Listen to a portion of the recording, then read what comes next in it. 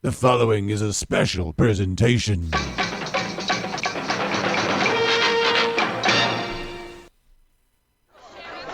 Listen, we are planning to contact his publicist at some point. And there's a Costco in California. We heard he shops there. In a few years, we're going to set up a table outside the store, see if we can grab him as he's passing by. What is that? What is that? Who's doing that?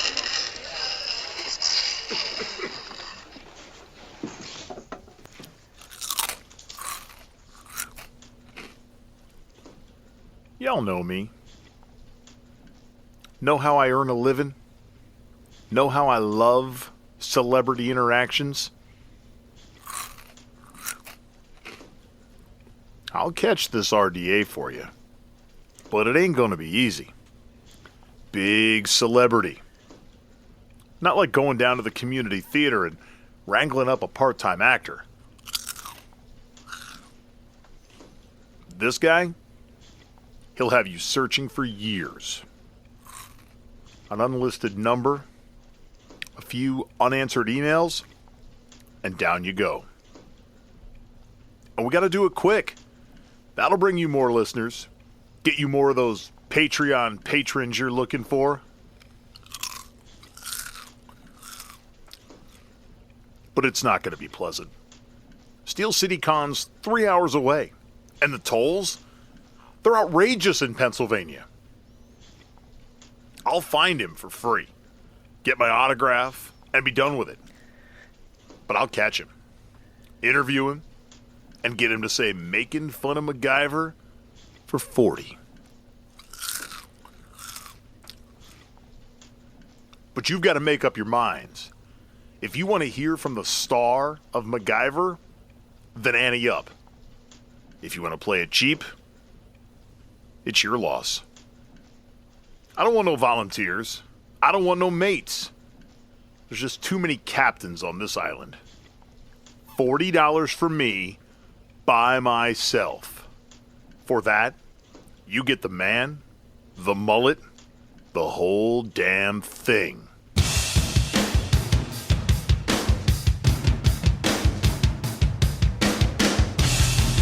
It's the road to RDA. Name's MacGyver. One man's quest for a meaningful moment with the star of MacGyver. MacGyver! His name is MacGyver. MacGyver.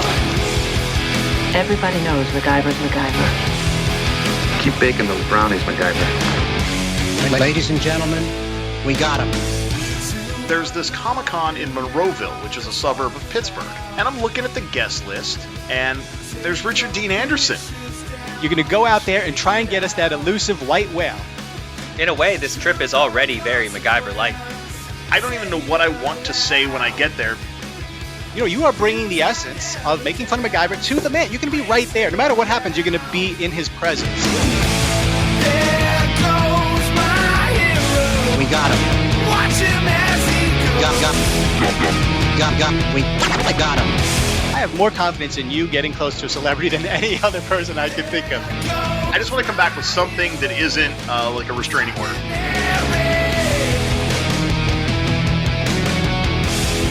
This is Richard Dean Anderson, and you're listening to Making Fun of MacGyver.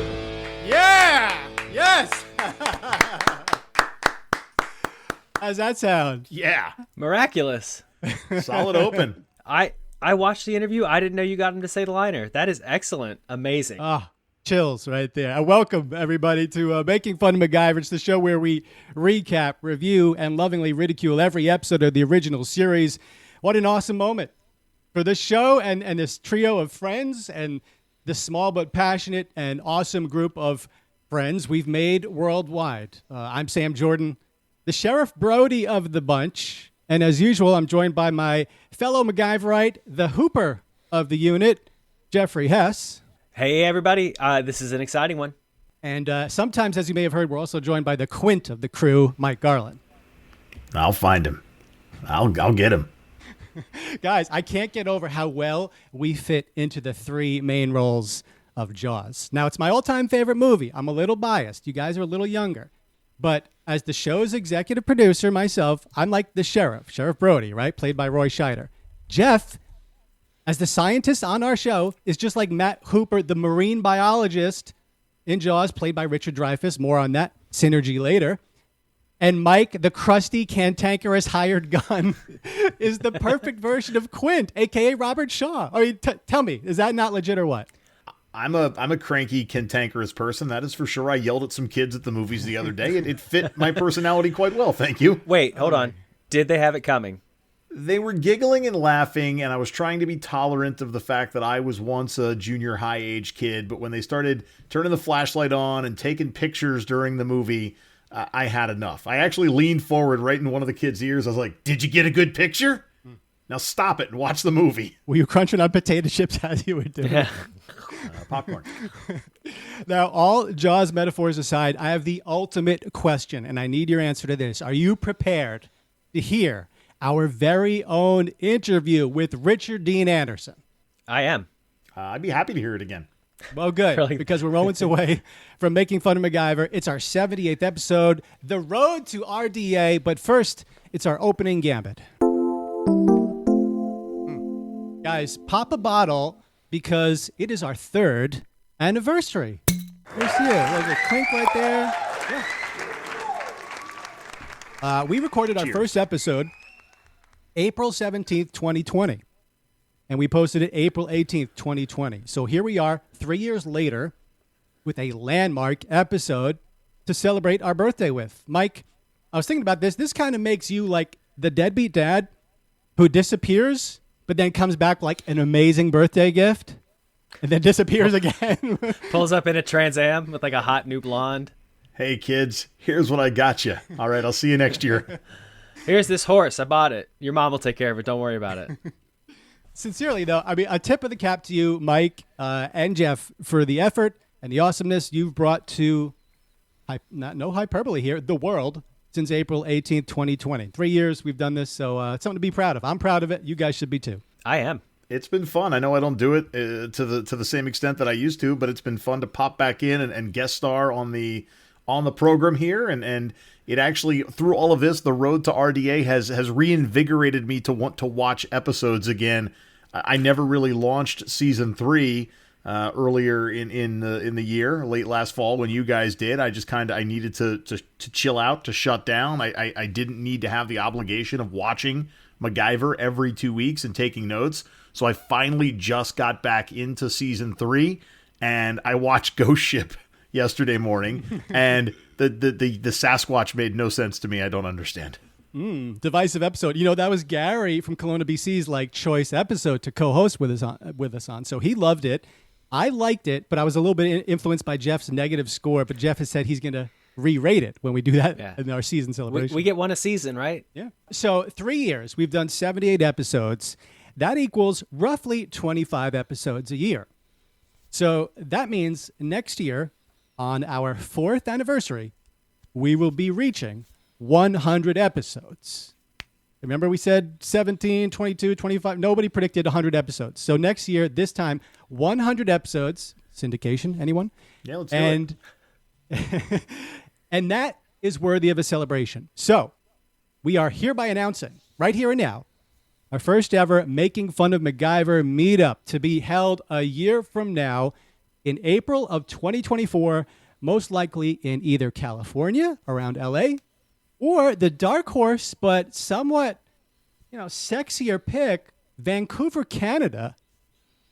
Maybe on a houseboat, because these are, of course, both locations for MacGyver's filming, right?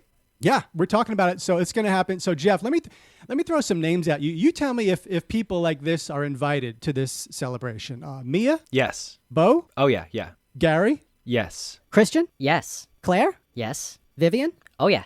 Matt? Yeah. Simon? Oh, definitely. Caesar? Oh, yeah, yeah. Harry? Oh, yeah, totally. Pat? Yes. Pia? Oh, yeah. Mike? Yeah, definitely. Okay. Yeah. Everybody's invited. Everybody, yeah, that's the point. No haters. Quint. That's it. Can we That's get the only Quint from rule. Jaws? No haters.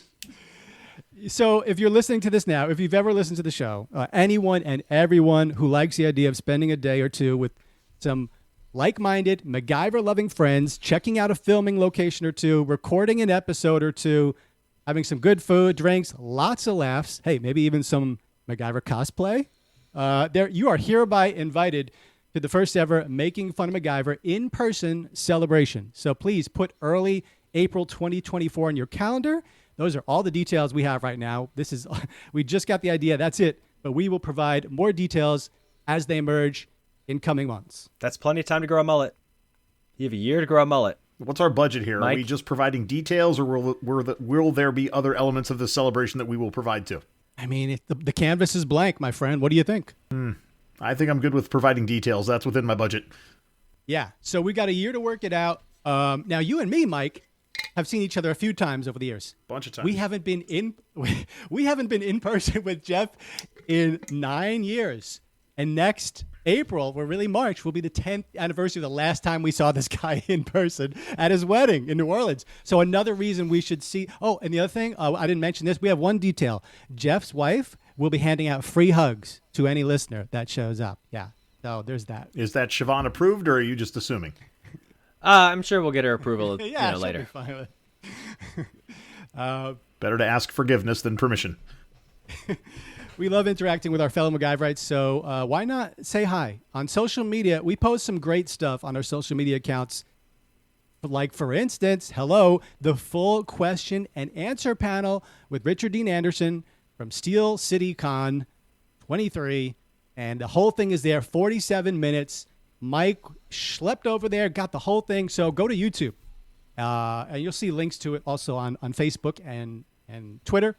But on YouTube, we've got the whole thing. So please give us a like, a follow, subscribe on these social media channels. We don't put any filler up there. It's all thriller, no filler.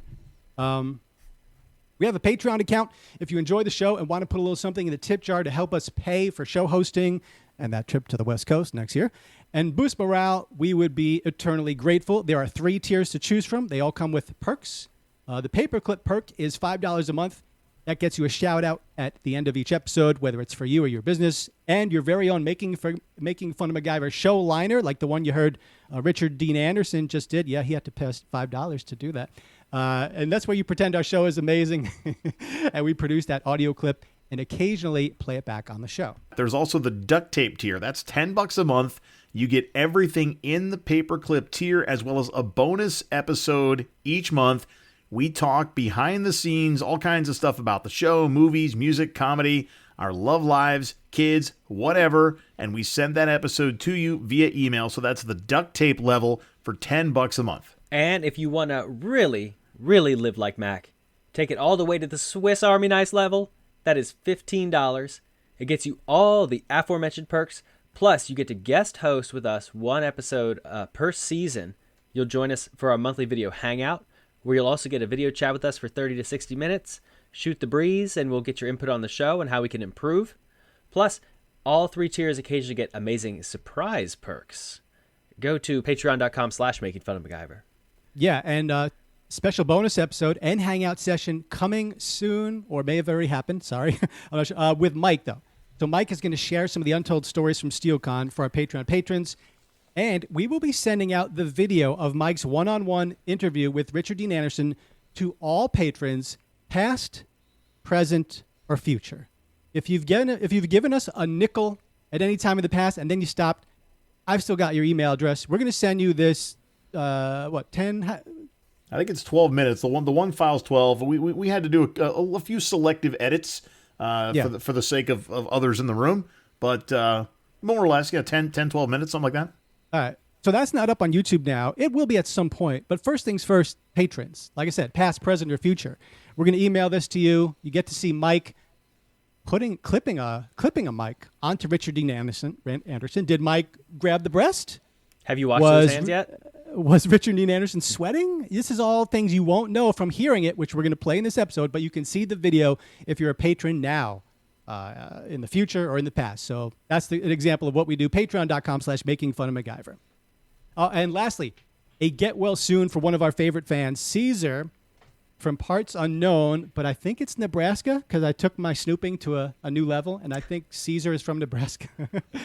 Caesar recently had open heart surgery.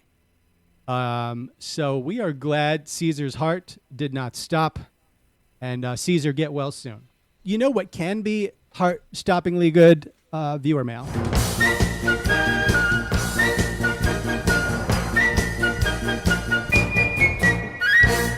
Too short. Mike outsourcing, or Jeff outsourcing. Again, lots of people chiming in on social media about the road to RDA and loving your coverage, Mike. But there's one voicemail here I really wanted to play because it's a... Oh my gosh, hold on. I'm sorry. Sorry about that, Mike. Hang on. That's the breaking news sounder. I guess there must be some major development going on right now. Let's go to Making Fun of MacGyver's Jeffrey Hess. He's in the 24-hour MacGyver Center. Jeff, can you hear me? Yes, I can hear you, Sam and Mike. Thank you very much. It's the 25-hour MacGyver news helicopter. We got this for the show. We don't just give you 24 like those other news stations. We give you all 25 hours.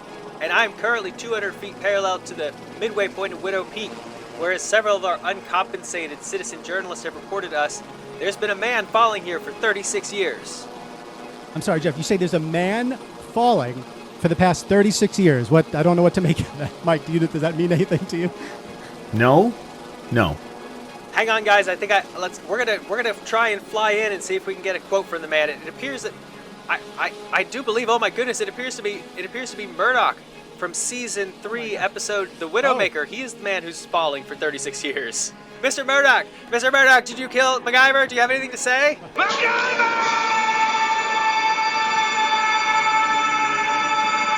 This is shocking, Jeff. So you're telling me, let me get this straight. Murdoch, seen falling off the cliff of a mountain in The Widowmaker, did not hit the ground, yet he's still falling? It's very improbable, but I'm looking at it right now. I can see him falling to Earth 36 years later. Is that it right now? I guess we'll stay updated, or what? Oh, actually, I brought along a copy of 2009 Encyclopedia Britannica with me. It only weighs 134 pounds, but with these in the helicopter, I can crack the case. Reporting live from the MacGyver 25-hour news helicopter, I'm Jeffrey Hess. Mike, I apologize for pushing that back there, but it's breaking news. Breaking news at once is the mantra of this show. Oh, yeah. No, when news breaks, Jeff has to fix it. I'm having cold chills from hearing that. That takes me back to my old life. Nightmares of that music kind of happening and not having a script in front of me. So it is now time for the epic conclusion to the limited time miniseries event that has captivated the country of Tunisia. Still, it's a country. Richard Dean Anderson making his first Comic-Con appearance in 4 years, and it happening 3 hours away from Mike's house in Pennsylvania. We launched the Road to RDA, one man's quest for a meaningful moment with Richard Dean Anderson. And now I hand over the reins of the show to the master Road to RDA storyteller, Mike Garland. Oh man, it was beyond meaningful. It was awesome. The entire experience, from my Richard Dean Anderson interactions to the other celebrities that I interacted with. And it all started on the morning of March 31st. And the best part about it is I was going to take off work that day. I was going to take off from the day job and just have a fun day of it going to Pittsburgh. The week before, we get an email that says, hey, there's going to be a scheduled power outage on the grounds. The office is closed on the 31st. So like what was going to be an awesome weekend got even better with free day off on the day off I was already going to take off. Like whatever. It was a great start to it all. So spent better part of the morning walking through the vendor area where they had toys and just more Funko Pops than I've ever seen in my entire life. My oldest daughter is into the Beatles now, so I found a John Lennon Funko Pop. They had a few different styles, and when I told her that I got her the Funko Pop, I said, kiddo, I love you. I don't $60 love you, but I $12.99 love you. So, Mike, for anyone who has never gone to a comic convention or whatever, and you wait in line and you get your picture, just briefly tell me what that's like getting your picture taken with RDA. Is it over in 30 seconds?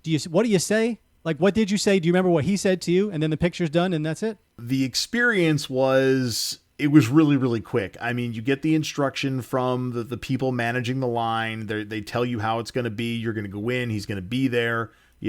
Pose, smile, get out. This isn't a time to have a conversation. You want to do that. You get your autograph, whatever. I think I remember going in. I believe I shook his hand. nice to meet you, and then it was turn, smile, and he said a little something to me, and then I'm out. Like, that's it. It was, really 30 seconds, best 30 seconds of his life, I'm sure. All right, so now the panel is happening. We've got the full panel up on YouTube, so we're not going to play it all back now, but I think in future episodes we'll play some more cuts from the panel. It goes 40-something minutes. But I've got a few choice cuts here, and we'll play it back and maybe give your take on what we heard. So the first one I thought was kind of interesting. I've never fancied myself a real great actor. I mean, that's a confession of mine. So I had to rely on whatever was here innately. And to me, this was an indicator of how humble he was.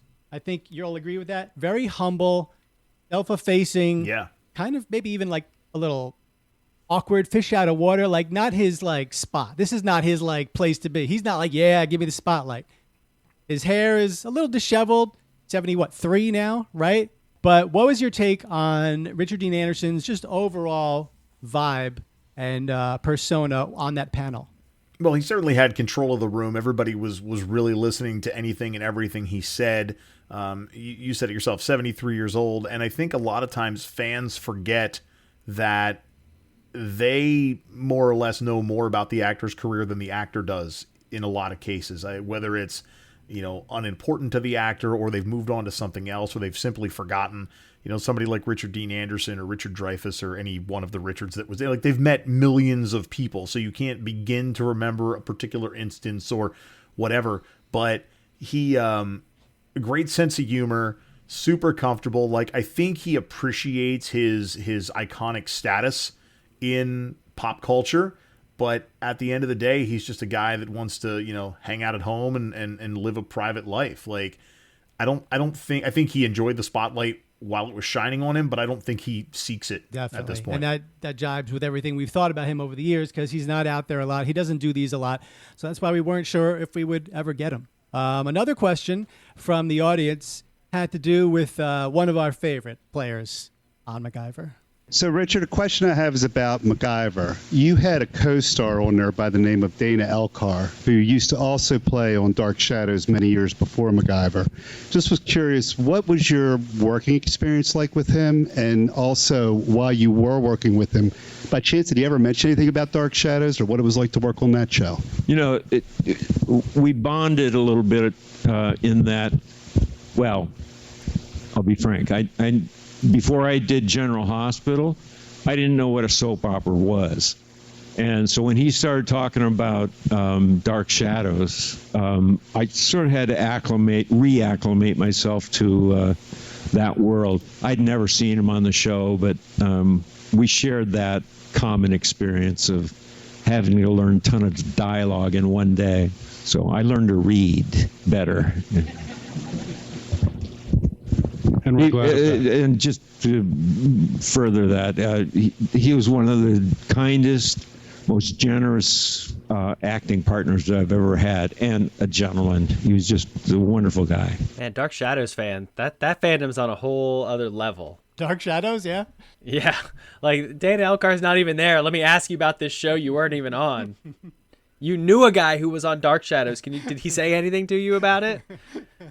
Oh, that's good. So Richard makes the comment about, I learned how to read or became a better reader. He was, I think, having fun with it, but was correcting the shit out of everyone's grammar during the panel as well. If someone asked a question that was grammatically incorrect, he corrected them. So I appreciated that, in that his stature allows him to take a serious jab at someone and for everyone to think he's joking. We spend all this time staring at RDA's face, right? Watching MacGyver, and then you get to actually see it there, which is kind of surreal. And I want to talk about that in your one-on-one. But let me just quickly give you RDA's bio, which I think many of us kind of have never read. Born January 23, 1950 in Minneapolis, Minnesota. His father, Stuart Anderson, a teacher at a local high school, and his mother, Jocelyn, an artist who was talented in sculpting and painting. He and his three younger brothers grew up in Roseville, a suburb of Minneapolis. He developed a love for sports, music, especially jazz, and acting. And as a teenager, he dreamed of becoming a professional hockey player. At 16, though, he broke both of his arms in separate incidents, the second of which was so bad he had to be hospitalized for 3 months. putting the dream of becoming a hockey player to rest. He went hitchhiking on the open road via a 5,600-mile bicycle trip from Minnesota to Alaska. Although accompanied by several friends at the beginning of this trip, he traveled the last 33 days alone. This experience gave him a more centered sense of direction in his life. Okay. After studying drama at St. Cloud University and at Ohio University without completing his degree, he briefly moved to New York before settling in Los Angeles, where he worked as a juggler and a street mime in a Renaissance-style cabaret. He worked briefly in Marineland, where his jobs included holding fish in his mouth for killer whales to leap up and snatch. Subsequently, he appeared in plays and formed a rock band called Rick Dean and the Dante with his friend Carl Dante, in which he sang and played the guitar. His big break came in 1976 when he was cast in the popular daytime drama General Hospital as Dr. Jeff Weber. He played that role for 5 years until he felt it was time to move on, went to primetime drama, made numerous guest appearances in such series as The Facts of Life and The Love Boat, cast in 2 CBS series, but they both lasted just 1 season. And then in 1985, he wins the role of MacGyver. And as Henry Winkler, I believe, has said, the producers were impressed when RDA is reading for the role. He says, "Hang on, I need my glasses to read the script." And apparently, hot rumor is Henry Winkler loved this bit of humility and this modesty, which they felt was central to the MacGyver character, that was the key turning point for RDA getting the role of MacGyver, that he said, "Hang on, I need my glasses to read this." Not a macho moment, a thinking man, hang on, I've got the humbleness to say that. So there you go, there's RDA. There's this guy that we've spent hundreds of hours watching his face over the years.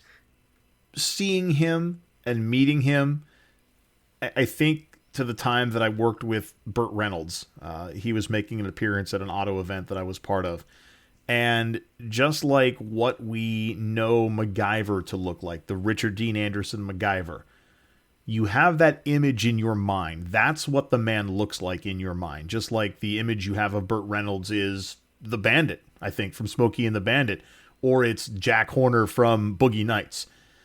But the image that you have in your mind doesn't match up with reality when all of a sudden you're working with, late 70s, early 80s Burt Reynolds, age-wise. Or, the last time you've seen Richard Dean Anderson in any kind of, anything other than TMZ was Stargate time. Like, it had been a long time since I guess I've seen anything of Richard Dean Anderson but for pictures that might pop up on TMZ.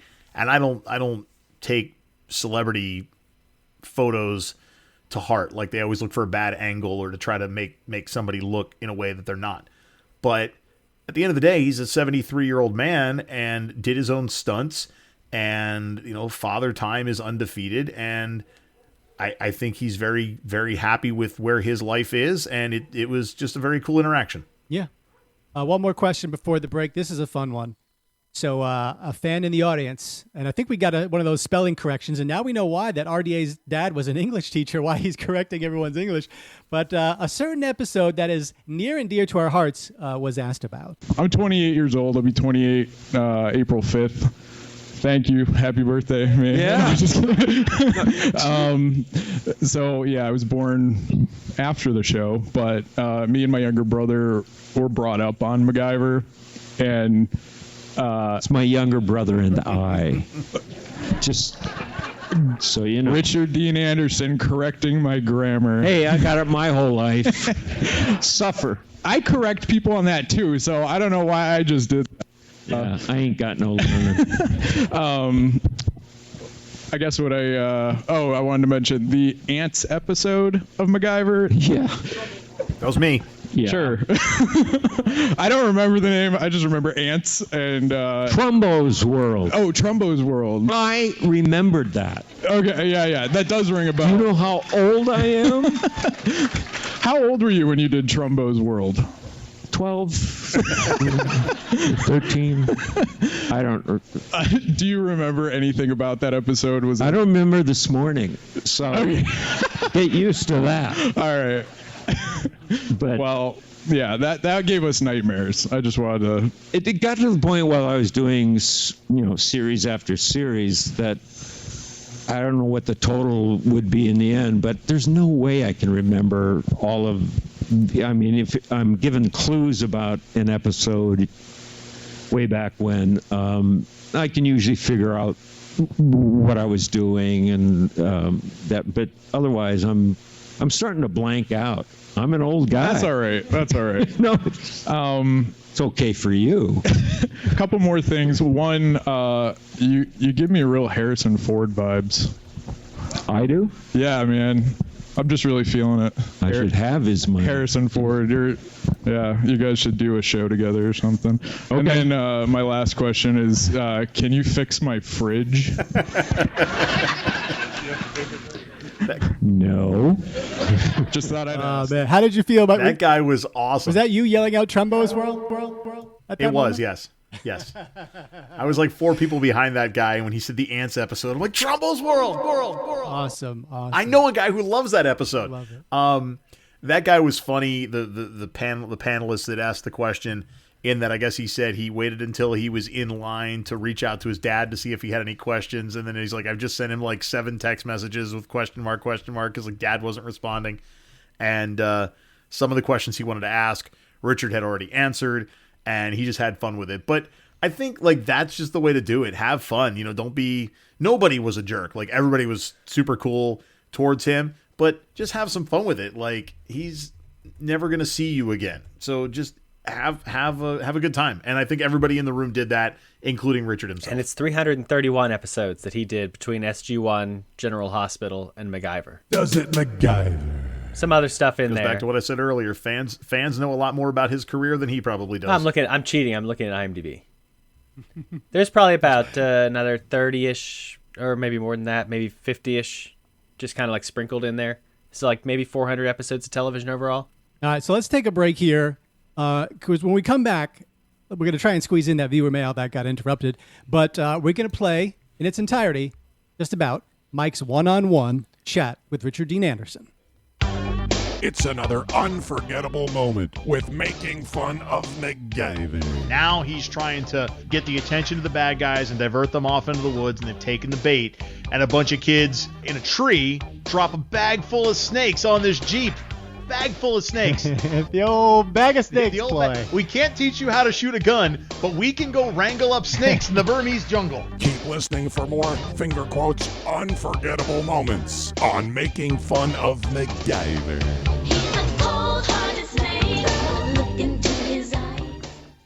Hey guys, are you lonely? Are you looking to make a new friend? Or maybe just someone to talk MacGyver with? Then why don't you give me a call tonight?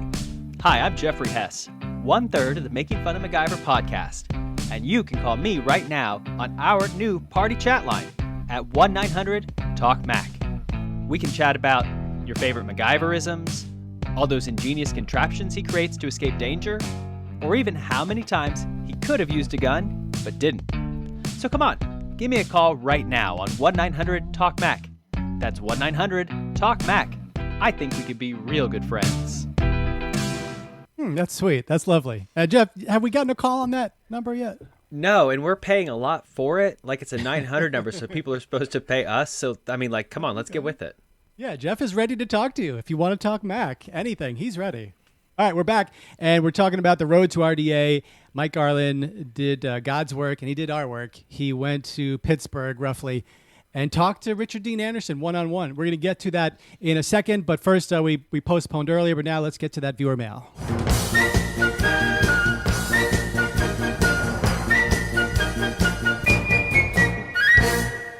All right, we'll make this quick, but Mike, there's this one voicemail that I really want you to hear because it's like... It's Skywatch 23, the endless fall of MacGyver's arch rival. What? Okay, more breaking news, and somehow Vern Sanderson has already added voice elements to this. So let's check in again with Making Fun of MacGyver's Jeffrey Hess. He's been following this breaking news from the Widowmaker, apparently, where Murdoch is still falling off the mountain, Jeff? Yeah, I've gone to the ground now, so no more helicopter. We're looking up, and I can tell you Murdoch is really setting some kind of inter-solar system record here with this 36-year-old slow fall, which is... Yep, that's still going on. but do you have any insights into why Murdoch has been in a free fall for 36 years? Jeff. Kind of zoned out and forgot that's what I was doing. So let me see if I can get any more of these encyclopedias. I'm going to work on that. Reporting live for the base of Widowmaker Peak, I'm Jeffrey Hess. All right, so Mike, let's get to your one-on-one, your exclusive one-on-one with Richard Dean Anderson. You finagled your way. Well, tell us how you got this, right? Because you didn't get it the conventional way. Yeah, so what happened was, now Saturday, I mentioned I came back, the whole deal Saturday was get in line to get the autograph of the photo from Friday and do the duo photo op with Richard and Terry Hatcher. Now, the Terry Hatcher interaction, I mean, that whole duo photo op went so quickly. I knew she was there, in that I made a point to keep my right hand to myself and not put my arm around her, because I just didn't even want to go down that road of like putting my arm around a celebrity and whatever. Just playing it safe. Well, the other thing, hold on, let me stop you right there, because I think we all forgot this. Yes. Richard Dean Anderson and Terry Hatcher dated seriously. I forgot. So you were, actually, that picture you have with the two of them, that's kind of like a potential threesome right there. Yeah, that is the way of, yeah. I'm sure that's exactly what they thought as I was standing there. So I do the duo picture. Richard has his arm around me. Terry has her arm on me. I have my left arm around Richard, and I have my right arm like in my pocket or something. It was over. I wasn't going to put my arm around Terry Hatcher. I don't know why. I just didn't. Did you get me her number? Because I think me and her could hit it off. Did you get it? No, digits? But I'll tell you what. When I walked in the room, the first thing I said was, Penny Parker! I'm sure she's never gotten that. Was it. I'm sure probably not as much as she's gotten a few other things. Well, I don't even know what other characters she's played. Lois Lane. Probably a big one. True. And Desperate Housewives. I don't know what her name was on Desperate Housewives, but that would... So Richard's handler, the guy I'd talked to the day before, pulls me aside after the group photo, and he says, hey, I talked to Richard. It was a pretty long night last night. He's tired, his back's hurting. And he explained during the panel, by the way, about how he did a stunt during what we think was Final Approach and hurt his back kind of seriously. So, furthering that, like, long day, back hurts, probably not going to happen. I said, okay, no big deal. I was like, I'm in the autograph line. Said, maybe we'll try something there. And then it was like, oh, you're in the autograph line? Okay, well, let me talk to him again, see what we can figure out. So I go back to the autograph room, and I probably spent 5 hours in the autograph line. They let people out of the line to go do the photos because Richard and Terry had their duo photo, and then Richard had a solo photo after that. So if you were in the line and you were going for a photo, we were all supposed to be on the honor system and just let people back in, which everybody was cool with. I mean, it just makes sense. It was a long day. You're all in the same boat. Let's just be friends. And so I'm near the front now. Richard was very talkative to everyone. So again, it's great if you're that person, not so much if you're in line. I started to think, well, maybe if I go to the end of the line, I can finagle my way into a little extra time with him. But then I also looked back and thought, there's 5 people behind me. That's at least another 30 minutes of waiting. And there's no guarantee of a payoff beyond the known. So I stayed where I was. I gave the lady at the gimmick table my money to get the picture autographed. They were doing Post-its, put the name on it, so we know who it was for. And then Bill, I think his name is Bill, the handler, comes up to me and says, we can do something here. How long do you think it's going to take? And I said, I don't know, 5-10 minutes. And he said, okay. I said, if I go to the back of the line, will that help the process? He's like, yeah. So now I know there's going to be a payoff. So I just go to the back of the line. I'll dive on that grenade for, I'll wait another 30 minutes to do this. They had a separate VIP line, and VIP people could go right to the front, and they were still showing up like way towards the end, to the point that I'm thinking, where the hell you folks been all day? Like, stop it. Now you're getting in my way. VIP people did their thing. They had a young man that had autism that came in. There was a gentleman working with, I'm going to say special needs, but I don't necessarily mean it that way, in that there was somebody, I think, associated with the Comic-Con or a charity or something of the sort that was handling a lot of these, special request type guests. And so watching Richard interact with this young man was really kind and really sweet. And it was like, an innocent interaction on the side of the young man that had the autism. And Richard just did a great job managing him and handling him and doing all of that. And then when they were done, there was no one else. The line was cut. There were no more VIPs, and it was just me. And now it was my time to meet Richard Dean Anderson for basically now like the fourth or fifth time, but like the first time officially. And, shook his hand and we were off. It was pretty cool. He's starting to recognize you now. He's wearing down mentally, physically, emotionally, and you are the very last person. And hey, can I do a 10-minute interview with you? Well, and the crazy thing is, like, professionally, I work in broadcasting, I work in radio, and I have a voice. I'd never be the first to say it's a good voice or whatever. I mean, I've made money using it. I've done voiceover work. I've been a stadium announcer for an NFL team. So, there's something there with it. But my voice actually caught his ear during the panel. He made a comment about my voice during the panel. I think he asked me, like, what I did to work on that voice. And I said, I made the joke, like, oh, it's factory. It's always been that way. And so he said, hold on. Richard deserves credit here. He called your name out straight to your face. He said you sound like an AM radio DJ. Did he? Yes, he called out your said career. Something about my voice. He's like, you sound like an AM radio DJ. I'm like, oh, my dude is a radio DJ. I was on the AM radio one time back in the day. FM, good enough.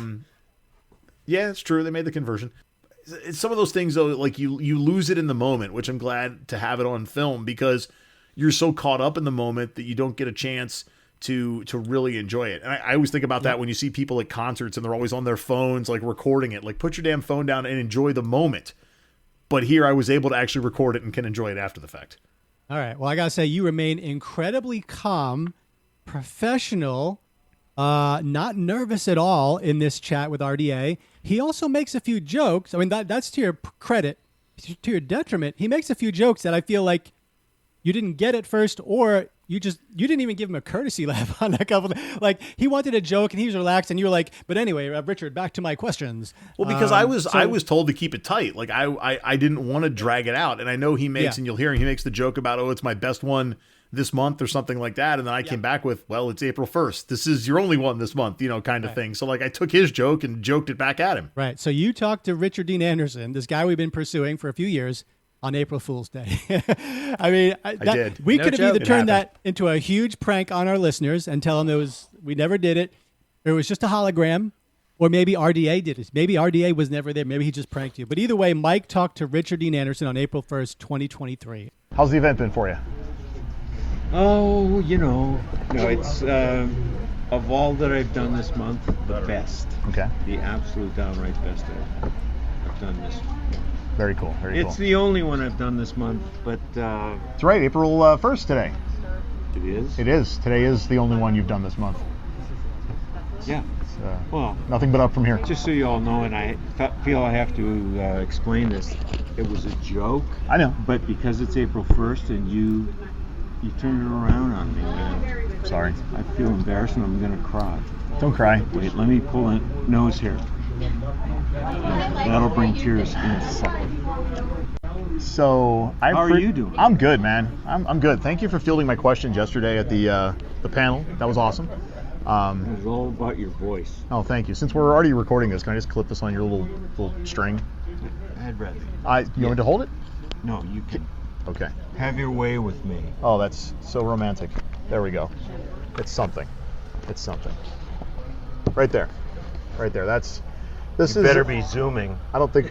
No, we're not zooming, but This is awesome. This is awesome. So yeah, no, it's been good. I've enjoyed. This is my first ever Comic-Con, and it's because of you that I came. Really? Yeah. That's sick. No, I mean my friends and I have been doing this podcast thing for 3 years, and I live near Harrisburg, about 3 hours east of here. And when I saw that you were coming, I said, well, I'm gonna go. I'm gonna do this. Glad you came out. Yeah, I'm absolutely glad I came out. I mean, it's been a little while since you've done some events like this too, right? Been quite a while. While. Is it fun to get back out and interact with the people? Well, that's what this is. The first thing I've done since pandemic. Yeah. Paris was. Oh, my dear friend Kate is telling me that I did Paris. Okay. And recently, in December. It's the first one you've done this year. Okay, yeah. There you go. In April, yeah. Yes, exactly. But anyway, in answer to your question, it's been good. Okay. It's been a test con for me. Because I've been kind of living a quiet life, retired-ish, and I like the quiet. So I wanted to see if I could take the noise. It's been a good one then. Very good. It's been loud. Okay. But yeah, All right. it's been great. I mentioned yesterday that I do a podcast. We call it Making Fun of MacGyver. When you hear that, without causing physical harm to me, when you hear Making Fun of MacGyver, what do you think?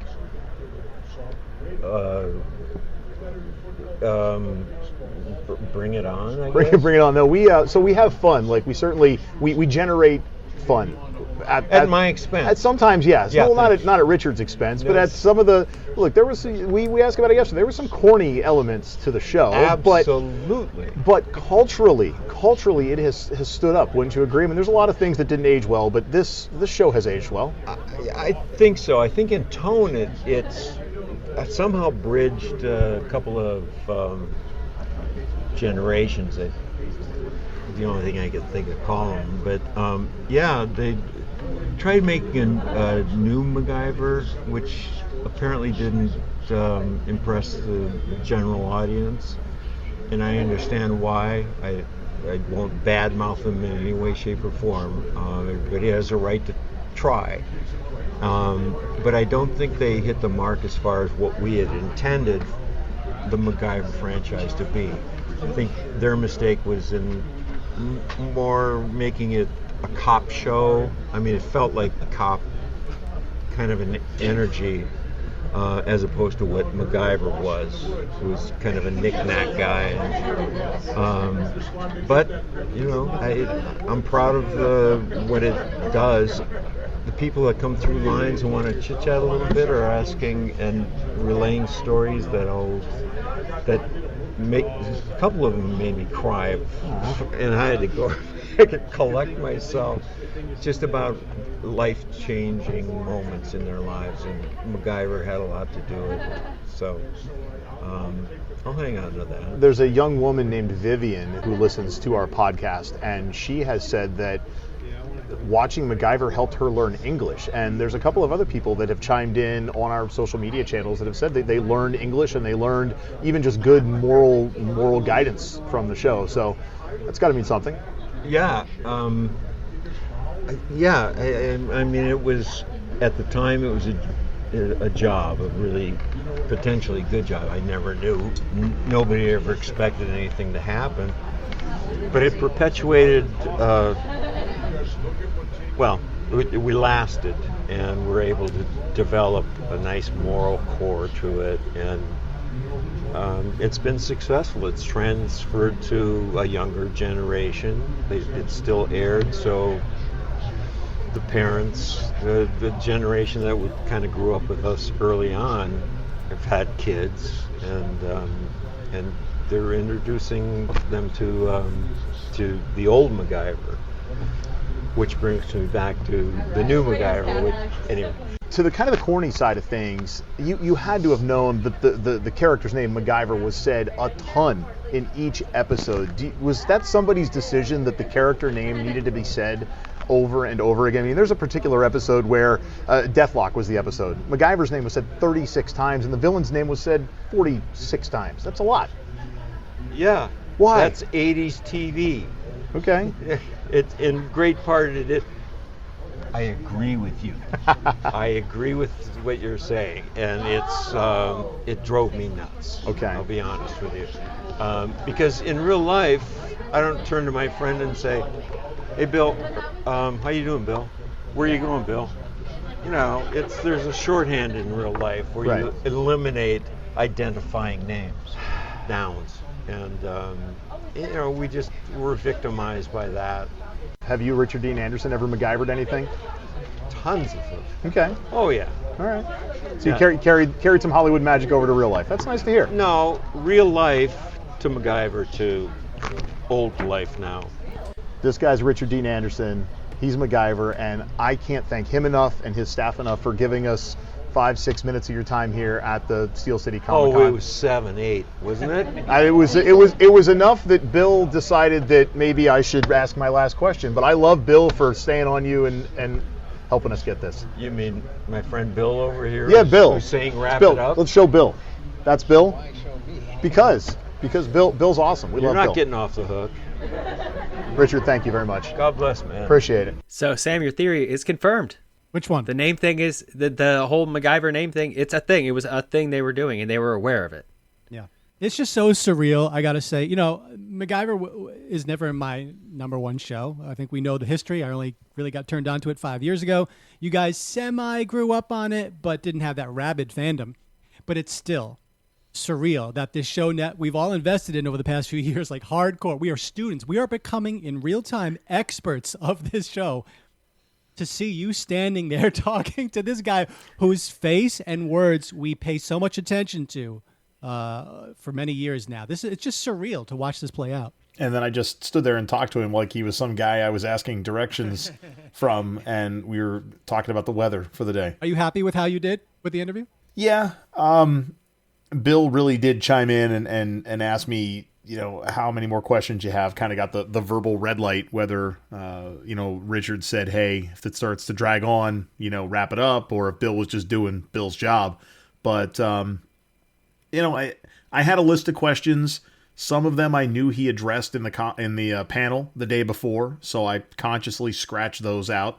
A couple others I admittedly didn't get to once I sort of got that verbal red light to wrap it up. But yeah, generally speaking, I was content. I guess it's easy to say I wish I would have had more time, because I think we could have just continued to have a conversation and I could have woven those questions in as it went. But I think between the 46 minutes of panel time that we got and the fact that Bill came through and helped me get that one-on-one at the end, it was pretty cool. And you might have heard a voice in the background. The former governor of Minnesota, Jesse Ventura, shared the same room as Richard Dean Anderson. He was 20 feet to our left as we talked.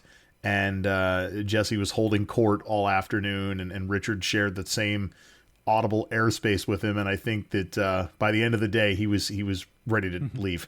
We've got one more cut. A really nice cut from Richard Dean Anderson from the panel. We're going to play.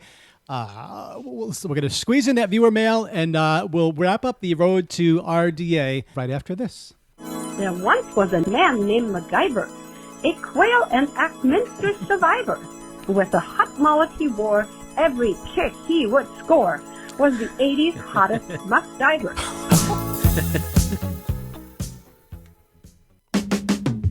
Hey guys, are you lonely? Are you looking for a new friend? Or maybe someone just to talk MacGyver with? Why don't you give me a call? Hi, I'm Mike. Mike Garland. 1/3 of the Making Fun of MacGyver podcast, and you can call me right now on our all-new party chat line, 1-900-TALK-MFM. We can chat about your favorite MacGyver shirtless scenes, all those fly-by-night women he should have never wasted his time on, or even how long do you think that mullet is? Ooh, I bet it's at least 7 inches. So come on, give me a call now, 1-900-TALK-MFM. That's 1-900-TALK-MFM. I think you should cream me again. Cream me again. That look of regret and shame is just overwhelming on Mike right now. Mike, your thoughts. You've got a commercial for that. What are your thoughts when you hear that commercial? I think some things didn't age well. I disagree. I think that aged like fine wine. But no, I guess the one thing we have to change with that is you've changed that number to your own personal cell number, right? Do you want to give out your personal cell number again? As you did I don't at this point. I think it's out there twice. We have one Making Fun of MacGyver fan that utilizes it every now and then, and I always appreciate when I get a text from him. No, I mean, my number's there. If you really want it, go find it. I got to say, there's been a poignancy to this whole thing, a sweetness, a charming vibe to this whole experience. You doing this, you getting to meet him. Now, it would have been even more poignant if all three of us got to meet him, but so be it, 1/3. But it's just in part because of who he is. He comes across as a really humble guy, likable, worth the drive. But there's just a really coolness that this whole thing happened and just the journey we've taken to get here. So I just wanted to put that out there and thank you. I'll thank you again when we wrap up, but just a thank you right now. And a thank you to this question. This woman at the panel got up and kind of shared something heartfelt and led to a nice moment. And it just reminds you about the power of TV, right? The power of shared media experiences and all that and family and the power of MacGyver. I have an impact story where me and my father in '85 when my father and I. See, I'm nervous. This is what happens. So my father and I in 1985 started watching the show off the get-go. My father then shortly later was diagnosed with a severe mental illness and had, with me being a daddy's girl, would not speak with me or be in the room with me, and it was a very big struggle.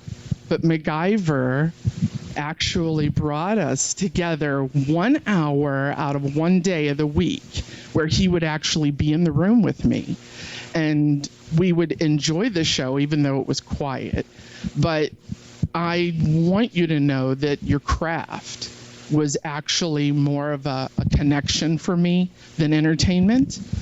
And my question is, have you ever heard any other impactful stories with people who have been changed or maybe just better because of your shows? Well, I've heard some today, actually. Maybe not necessarily as profound as yours, as you've shared with us, but there are several people that have thanked the character for help assisting them along the way at certain points in their lives, and two of you out there became scientists or something scientific. Yeah, there's one of them, doctor, and it makes me really, I'm very thankful for that, for having been in a position to, affect people in a positive way. Because I used to be a little snotty kid. Used to be is a stretch, but it's nice to know that there's something about the character that really kind of touched people in good, positive, progressive ways. So thanks to you. Thank you. Hearing that woman again, as we tape this, it's a week after the fact. I can still see her face. I was a person behind her when she asked the question. She was physically shaking. She was so nervous and so scared to ask the question. Her legs were shaking. Her arms were shaking. And as I'm listening to her and listening to him, I'm thinking, I'm going to stand behind this woman in case she collapses and at least try to catch her. But we think about like what Vivian has said to us, and I referenced Vivian during the interview, and what others have said. This woman happened to have the forum to share an impact story with Richard Dean Anderson, but I can only imagine the thousands, if not millions, of impact stories that are out there. Being able to sit down with your family even one night a week, or my dad and I never saw eye to eye, but we could always watch MacGyver. Like, there's got to be so many stories like what she shared, and I just don't think you get that out of TV anymore. And even what you do get, it's few and far between. Yeah, there is something special about this show, and I didn't get it until maybe 20 episodes in. I just found it something to laugh at and look at this cheesiness, and then I was like, wait a second, I'm actually getting the warm, tingly feelings. I feel like this is resonating with me, and I think we've all felt that with this show, and we can definitely see it when talking to these people who grew up on it. So kudos to Lee David Zlotoff, all the writers, all the directors, Henry Winkler, John Rich, Richard Dean Anderson, really everyone that put this show together. Yeah, it's more than just entertainment, and there's value in entertainment. You know, right? If you entertain people and get them to escape and take their mind off their troubles, you've kind of done a public good. But there's little something extra here with MacGyver. It's done more than that. It's had its heart in the right place and entertained, and it's brought us together too. No, I totally agree. I liked all the clips that you posted. I'm amazed that we got all this content. Mike has been excellent throughout it with everything he's done for part of this, and I think it's terrific. I couldn't Finally, agree more. we pushed off the viewer mail. We can really get to the viewer mail now.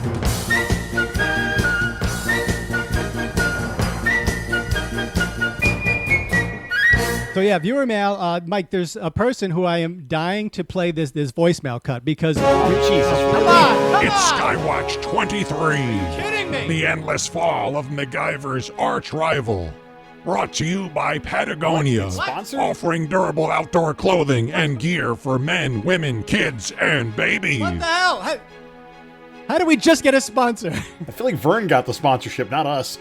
We're going to go to Making Fun of MacGyver's Jeffrey has. He's in the apparently 25-hour MacGyver Center with perhaps, hopefully, the conclusion to this drama with Murdoch.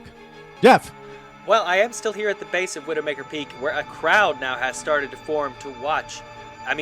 Watch in horror, of course, at Murdoch's 36-year-long fall. It doesn't show any sign of any time here. In fact, I've got one of the young fans here. Young man, why did you come out to see this terrible, horrible spectacle? It's cold. Yeah, I guess corn on the cob is pretty good.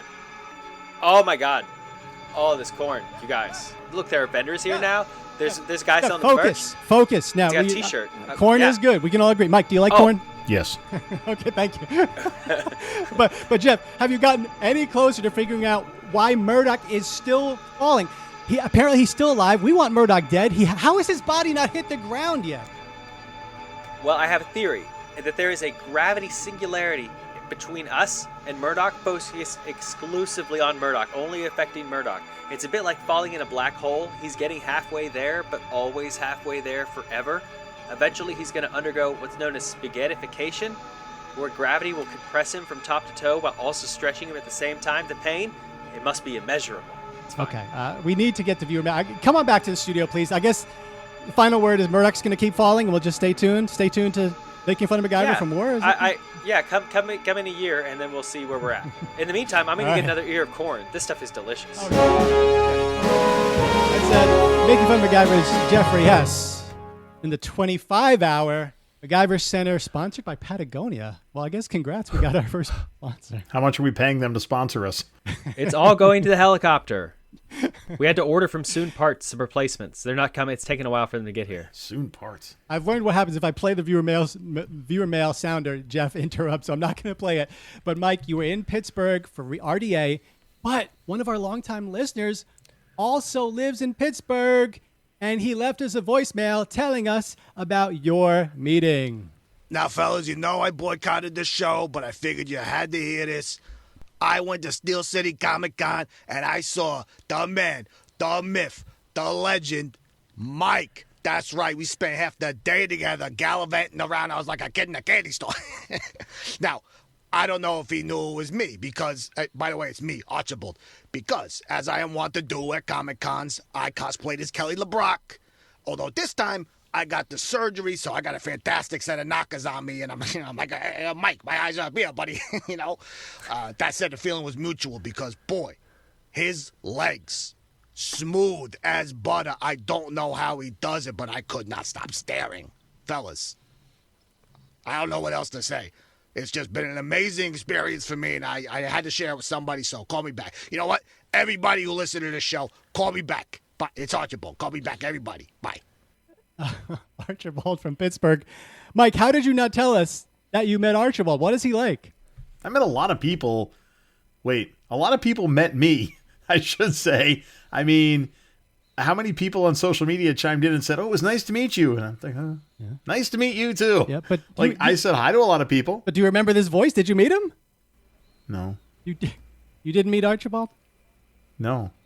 Archibald! I mean, I met Randy Quaid. You've done it again! Kind of the same. So wait. You met RDA. Yeah, you had a duo picture. That wasn't with Stubbins and Marlowe, was it? In at the buzzer. Only an hour and 43 minutes into the episode. Well, Mike, last year, we all realized maybe you didn't have the constitution for a bi-weekly podcast and all the prep and the stuff that goes along with it. Incredibly busy schedule. We've never met anyone like that. And last September, you issued a Declaration of Independence from the show. You even signed your John Hancock. And with your return in this limited time event, though, some people have had some thoughts. Like Harry Moore on YouTube says, I've got to say, I'm impressed. I've never seen someone that let me down in the past really redeem themselves like this. Great job, Mike. Harry Moore is tuned into this show like, nobody's business. I think he's saying he was let down when you left the show, but you made it up to him by getting the interview with RDA. So I think what we're saying right now, you are a part of the show. We know that.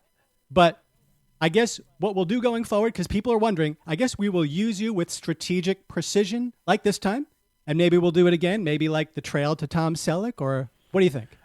I'm happy to help where I can. My availability hasn't really changed much, but if there's someone that we need to track down, I think much like Liam Neeson in the Taken films, I think I possess a particular set of skills, and it is not beyond me to go to local community theater and seek out an actor. I've done it twice.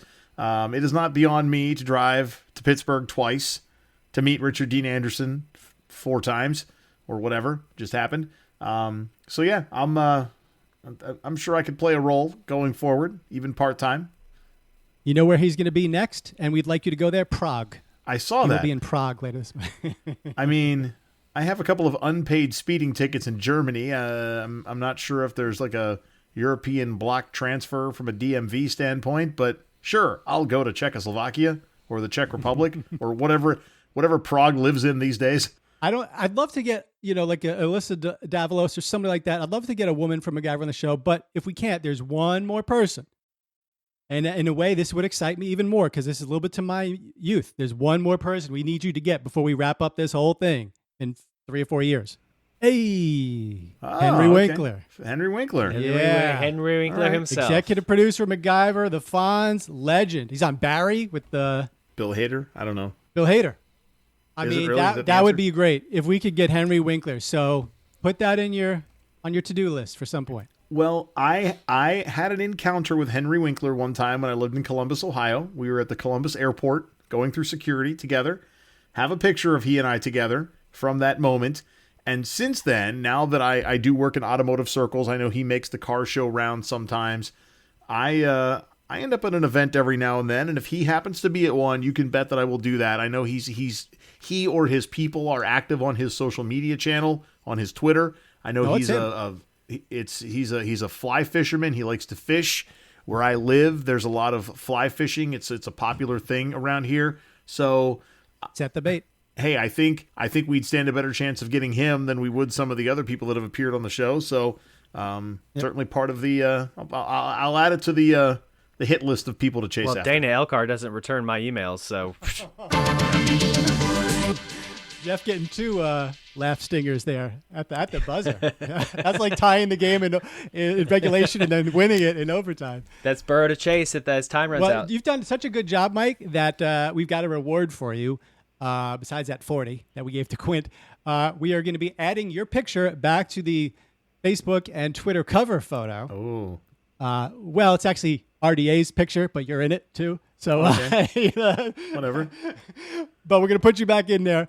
Now, if we want to go a step further and put you back in there when you dressed up as Jack Dalton, well, that I think we're going to need you to catch up on all the damn MacGyver episodes and our episodes, which I have a hunch you have not listened to. I don't think you've listened to Eddie's. So at some point, we'll put your picture back up, but you got to give us some references of things we've said in the last 6 months and going forward. But take your time by all means on all these drives. A 3-hour drive, you could get through a couple episodes. And you got to catch up on Mac and making fun of Mac. But you are back. We appreciate it. You did a stellar job. Thank you so much for all this effort. You've made, the fanboy and fangirl dreams come true for a lot of people. It was an awesome moment. It's just, it's great. And for our 3-year anniversary, just an ultimate awesome gift. Thank you. I was amazed at the amount of social media interaction. Like I know the Making Fun of MacGyver Facebook page got some likes. The Twitter page got some additional likes. But Blew up. beyond the likes that it got, just the social media activity, the amount of retweets and when I say likes, I mean like new followers, new friends, new fans, whatever of the page. Every post that I put out there was getting retweeted or commented on, and it for the little page and the little following that we have, that was a ton of activity. Like we broke our own little internet, so to speak. Totally, and we thank you for that. Oh, you're and welcome. don't let these people down by not showing up to the 4-year 100th anniversary celebration, because you need to be and you don't you let need to them be down there either. to Capitalize on you this need to new be there audience. to be eligible for syndication, by the way. So if I you want understand. to be eligible for syndication, you need to be there. Any other final thoughts from you, Mike? No. I mean, I'd say thank you for letting me do this, but it was my own choice. Thanks for the support in doing this. Thank you for the freedom to go nuts on the Facebook and Twitter page for a couple of days and post some pictures, and hello to anyone and everyone that I met and interacted with, that whether I talked to you in line or I saw you in the hall or we actually talked, like Quinn and Stacy and a few of the other folks. Like, it was cool to get out and meet the people. And I flat out had a good time at the Steel City Comic-Con. Like, I can't put that place over enough. I'd never been to a Comic-Con before, but I also, while I was there, was kind of walking around looking at the event through the eyes of, the professional, hat that I wear at my day job. And I thought the event was well run, plenty of signage. It was affordable for what they could control. I'm sure they don't have a ton of say in what the celebrities are charging for autographs, but concessions, free parking, admission tickets, nice selection of vendors, good selection of celebrities to pick from.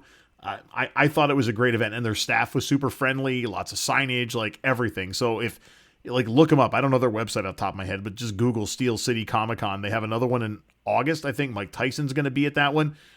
They have another one later in the year as well. So go check it out. People fly into these things. The Pittsburgh airport is probably about an hour north-ish of Monroeville.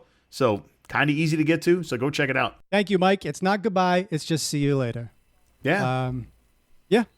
Any final thoughts from you, Jeff? No, this was terrific, Mike. Thank you for all your hard work and all the money you spent, and we appreciate it. The Pennsylvania Turnpike to comp me a trip or something. Well, thank you both for 3 fun years of this nonsense. And thank you again to Richard Dean Anderson for being so friendly, humble, funny, and Minnesota nice to Mike on our behalf. Thank you to Steel City Con. Thank you to all the people that decided to give our social pages some love and to say nice things. We really appreciate that. And thank you for listening.